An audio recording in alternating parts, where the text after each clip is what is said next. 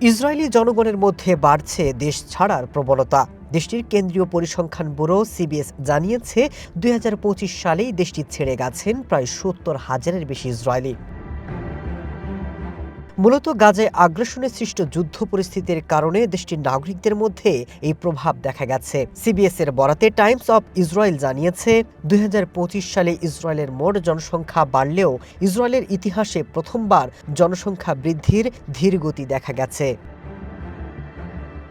আরেকটি গবেষণা প্রতিবেদনও প্রকাশিত হয়েছে, তাতে অনুমান করা হচ্ছে দেশটির ইতিহাসে এই প্রথমবার জনসংখ্যা বৃদ্ধির হার ১% নিচে নেমে গেছে। সিবিএস জানিয়েছে ২০২৫ সালে প্রায় ২৪,৬০০ নতুন অভিবাসী ইসরায়েলে এসেছেন, যার পেছনে বড় কারণ ছিল রাশিয়া থেকে আগত অভিবাসীদের সংখ্যা হঠাৎ কমে যাওয়া।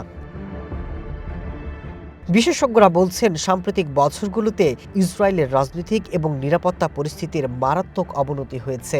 একদিকে গাজায় আগ্রাসনের ফলে দেশটির ভেতরে নিরাপত্তার শঙ্কা দূর হওয়ার বদলে আরও বেড়েছে, আর নেতানিয়াহুর স্বেচ্ছাচারী শাসনও হাঁপিয়ে উঠেছে দেশটির জনগণ। ইসরায়েলের রাষ্ট্রের ইতিহাসে সাধারণত ইহুদিরা দেশত্যাগের চেয়ে ফিরে আসার ঘটনাই বেশি ছিল। শুধুমাত্র ১৯৫০ এবং ১৯৮০-র দশকে কিছুটা সময় ব্যতিক্রম ছিল, কিন্তু এবার ইতিহাসে প্রথমবার এই সংখ্যা কমে গেল। Masud Rana, one international desk.